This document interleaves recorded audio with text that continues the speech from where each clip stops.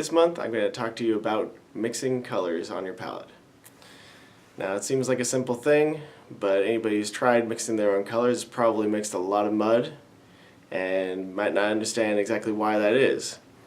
So this month I want to teach you how to mix your own colors from the primary colors and get exactly what you're looking for on your palette. It's a really powerful tool to be able to see a color in your mind and then make it on your palette, or while you're working, mixing an intermediate tone, mixing just the color you want. So we're not only going to talk about paint, we're also going to talk about ink and how they differ in their mixing.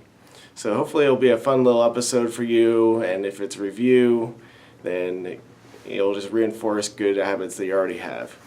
So let's get started. Alright, so today we're going to talk about color mixing. Here we have the primary colors, red, yellow, and blue. And everybody knows if you mix red and yellow together you get orange. Red and blue together is supposed to give you purple. And yellow and blue mixed together makes green. So you can make what are called the secondary colors. Now, using these primary colors, you might have been told that you can mix any color in the rainbow. But is that really true? Let's just give it a try. Right here we have a primary yellow.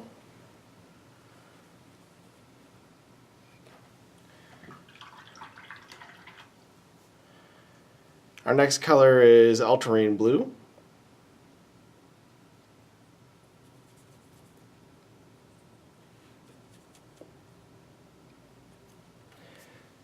And for our red, we're going to use cadmium red hue.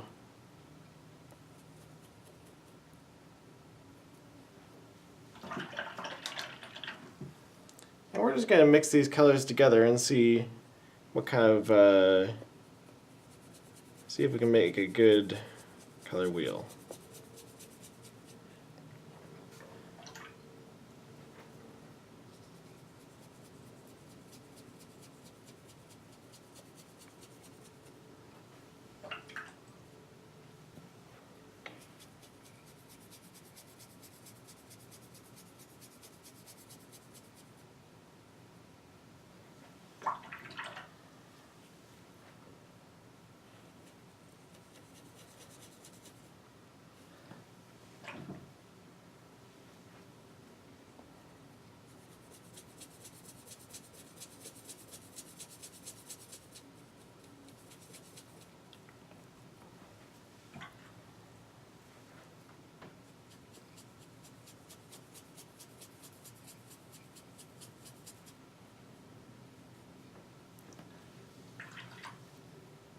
So what happened here?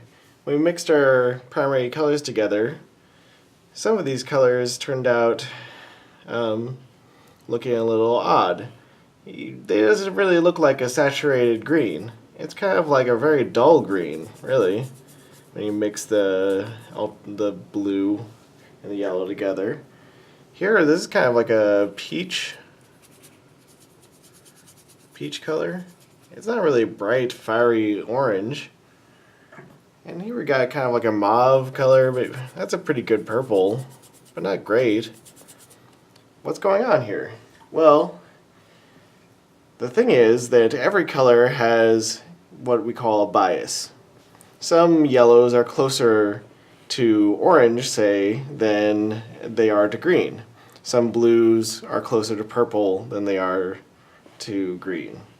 And red, some are really orangey, fiery reds, and others are more like crimson colors. And when you're trying to mix a saturated color, you need to use colors that both have the bias towards that color. So if you wanted a saturated green, you need to have a blue that has a bias towards green. Here we have ultramarine, which is really a very purpley, very cold blue. What we might see here is if we compared it to another blue I have here, This one being phthalo turquoise. You might notice that one is very different than the other. This one is really a very greenish blue, whereas the ultramarine, you might be able to notice in comparison, isn't very close to green at all. So what happens if you mix this ultramarine blue together with the yellow that's closer to green, you might get a desaturation here. So the truth is that you need more than one of every primary color in order to be able to mix any color of the rainbow. So you need to have two versions of every primary color in order to be able to mix any color of the rainbow.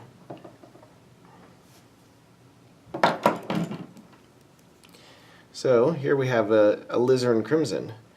Crimson is really a lot closer to purple, so let's see what kind of purple we get when we mix the ultramarine and the crimson together instead. But we don't want to... This cadmium red is a lot more yellowish and a lot more orangey than the crimson. This primary yellow is closer to green than this really bright Indian yellow, which you can see is closer to the orange side. Now let's try our exercise again and mix these colors together into a wheel and see if we can get a more even gradation of color.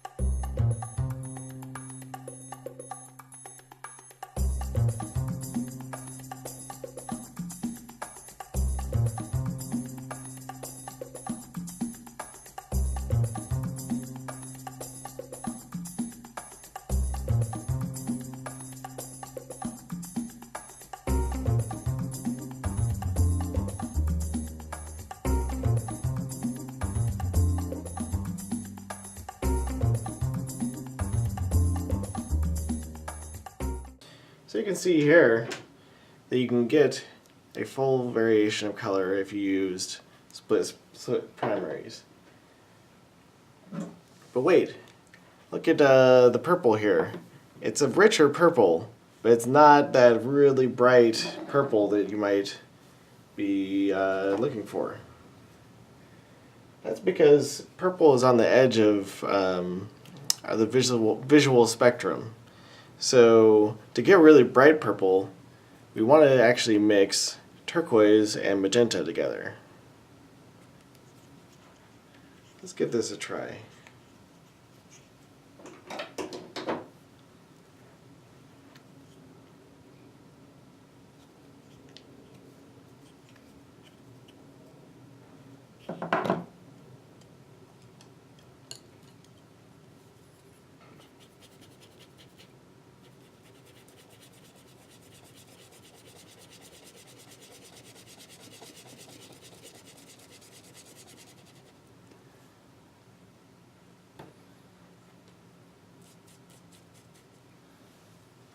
So you can see here, you get a very bright purple when you mix those two colors together. So if you want to mix your own purple, I recommend a turquoise and a magenta. Now, it's really important to be able to recognize the bias of each color so that you'll be able to predict the color that will be the outcome of mixing them together. This really opens up your ability to mix at any time with any color you want. You can find that you can learn to find that tone, that particular tone that you're looking for. Maybe you have a color in mind. And instead of looking through a catalog of paint and having to go visit the art store and pick up that paint, you can now mix it yourself. But there is a lot more to every color than just hue, which is, where it might lie on this spectrum. There's also what's called saturation. Saturation is how vivid and bright that color is. Now, it's really easy to lose saturation. That's why we want to use the brightest paints possible if we want to mix a bright color. Because once you lose saturation, it's very hard to get it back. Now, there's 5 different ways that you can desaturate a color. Now, sometimes we want a desaturated color. Maybe not every color should be super bright and powerful. The most common ways to desaturate, I'm sure you know, if you mix white in with a color, it'll get lighter in value and sort of like a pastel. So we take red. If we were to mix white in with red, we'd get kind of a pink, a pastel color. And you can see it's not as bright and eye-catching as this full power cadmium red was. Now, another common way to desaturate is to just add black to any color.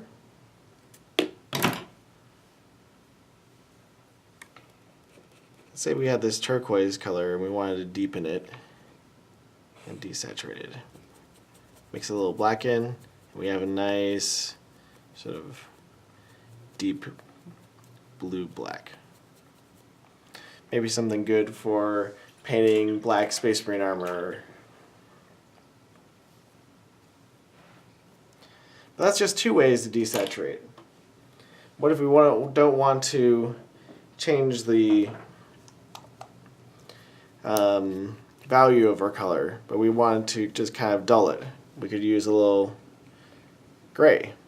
If we mix gray in with any color, it will dull the color.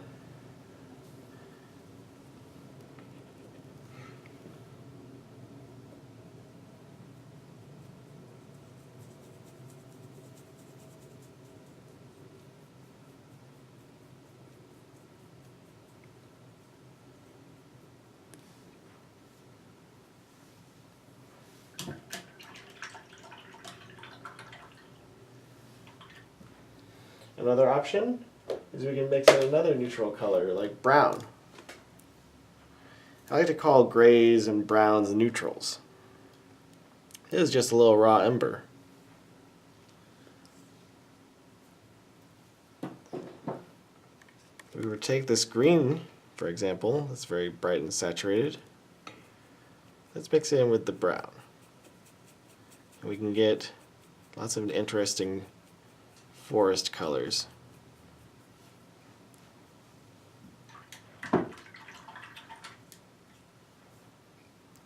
The last way we could desaturate a color is by mixing in the complementary color or the contrasting color. So everybody knows that contrasting colors are the color that's the opposite color on the color wheel. These colors really contrast with one another, and when they're placed next to each other, they're really eye-catching. They can enhance the power of each other. But if they're placed in equal amounts on your model, you're going to get what's called clashing, or in equal intensities.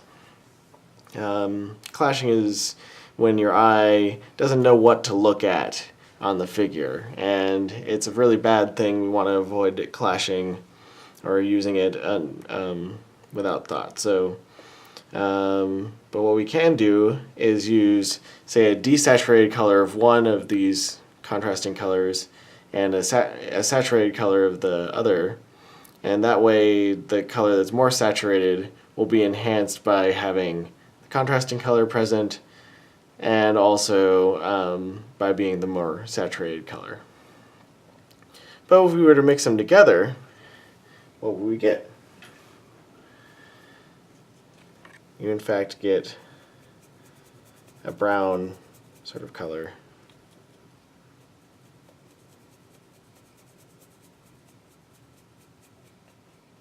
Kind of almost like a fleshy color.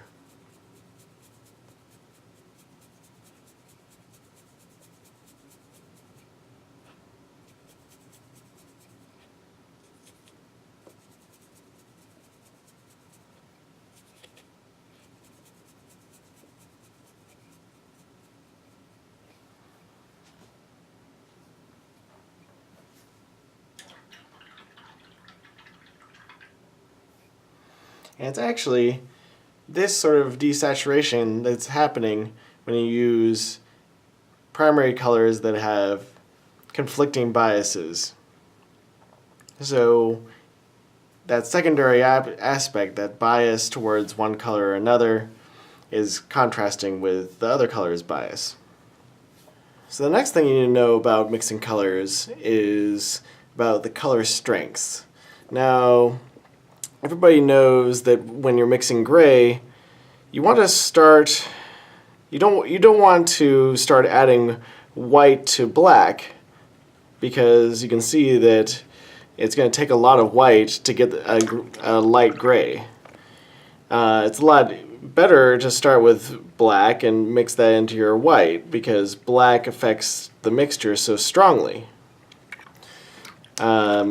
You can see that it just took a tiny bit of black to darken this white all the way down to about a medium level, and this is titanium white. So, whereas the same amount of white hardly did anything to the black at all. So that's pretty common knowledge, but one thing you might not know about is that the different colors have different strengths as well. And so blue is going to affect your mix a lot different than yellow.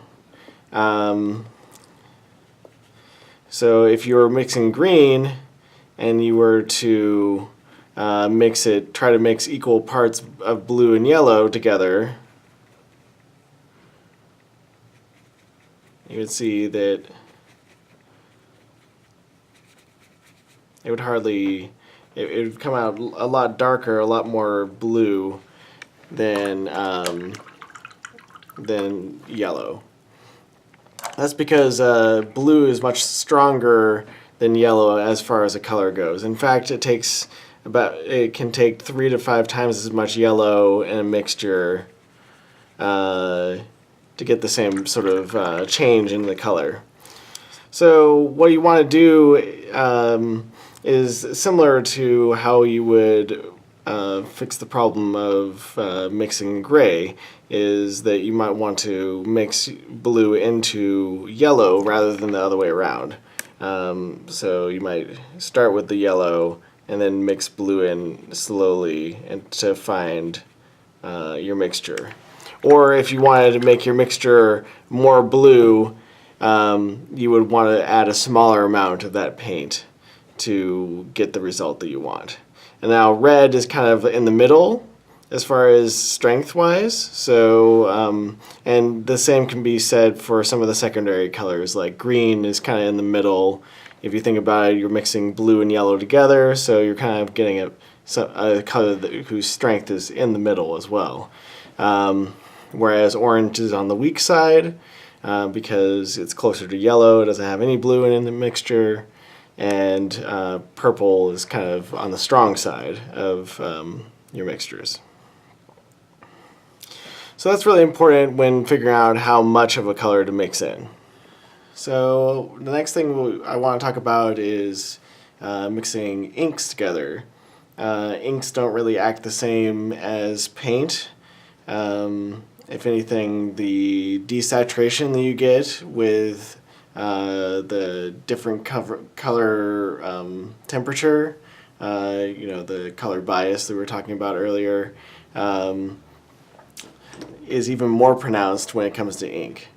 And in fact, when you mix inks together, they tend to darken no matter what. The reason for this is that when light strikes a paint, it gets absorbed by that paint and then it will emit a wavelength. So if you mix two paints together, you're going to get two wavelengths being emitted, and these kind of combine on the way to your eye. You get a different color. But with ink, ink actually filters the light. It acts as a filter. So if you ever have experienced kind of like putting filters in front of a light, the more filters you stack on top of each other, the more light gets filtered out. So it becomes darker and darker. So you can see that when you mix inks together, they tend to darken. And I have a couple of red inks here, and we'll maybe just mix them with some of these yellow. You can see if the biases match up, you'll get a decent orange, but it'll be a little bit desaturated. Now it can be a little bit hard to see here, but if the biases start to not line up, it becomes much more apparent, where this is kind of a duller sort of orange.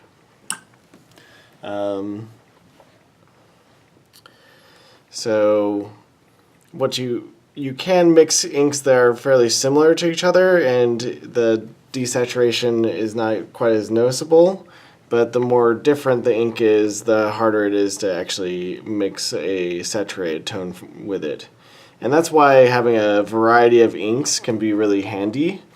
And I really like the FW inks by De La Roni, because they have a large selection of inks, so you can really find inks that have the different color biases that we were talking about. Because a lot of times, if you have a paint range with a limited selection of inks, you can't find, they might only have one red, one yellow, one blue, and you can't really find one that has a bias towards green, for example, like this sort of marine blue that from De La Roni has a bias towards green. If you only had a blue ink that was like this, which is kind of a bit more standard, it's a lot harder to mix a saturated green ink. You can see it's kind of just dark and a bit dim, whereas if you had the marine blue, you can see a much more saturated green come out of that mixture. So one last thing to consider about inks is that because they're filtering the light, if the wavelengths that they're filtering out, if the wavelengths they're allowing through aren't there to begin with, the filter will remove all of the color. You'll get really severe darkening. So what this means is when you're applying an ink over top of a paint, if it can really darken things down a lot if it doesn't have those wavelengths to begin with. So if say you were to put red over green, it's kind of an extreme example, it would darken it down to black. Maybe you can't quite see that on the screen. Maybe we can go the other way. We can try this green ink over top of the red.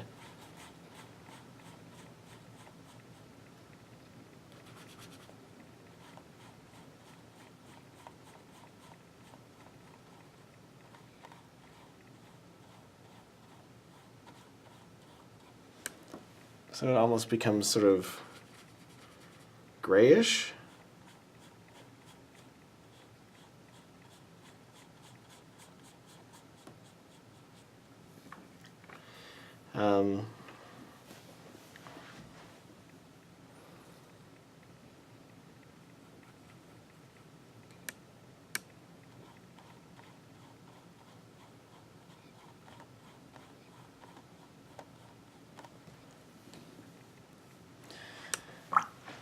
So it can be used to your advantage. You can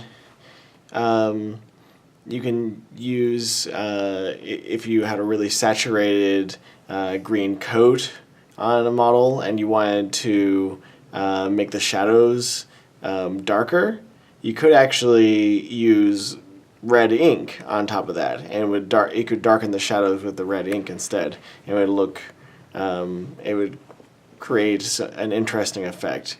Ink is also really great because you can actually add saturation back in to a color, which is really hard to do otherwise.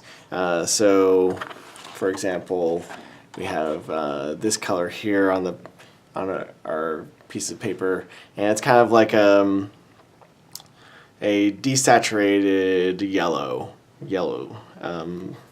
So if we wanted to make it more saturated, we could put ink on top of that to get saturation back.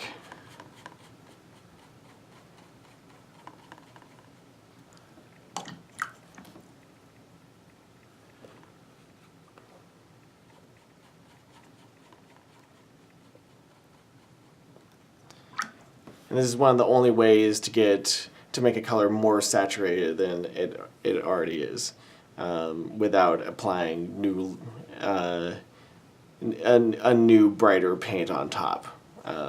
So which could remove, say, your highlights and shadows. If you were to do that, it would be kind of like starting all over again. But if you were to glaze just a little bit of ink on top, you could get that saturation back in another way. So those are just a few things to think about when you're using your inks and thinking about mixing your inks. I really recommend getting a good selection of ink so that you have a cold and a warm biased version of each of your colors, because it just makes mixing those bright colors a lot easier, and it gives you a lot more versatility. Well, I hope you really enjoyed that little video about mixing colors and mixing ink. Hopefully you learned a few things that are going to help you with your own painting. Being able to mix that color from your mind, being able to match a color that you see in the world, is just a really powerful tool. Instead of digging through the paint store trying to find that color already mixed for you, you should be able to mix it yourself. So it saves a lot of time and money. But really, it's all about being able to be creative and in the moment with your painting. That's the way I like to paint. It's a lot more fun, and it gives you that freedom to experiment and be creative. So that's what painting bravely is all about. And so until next time, you paint bravely.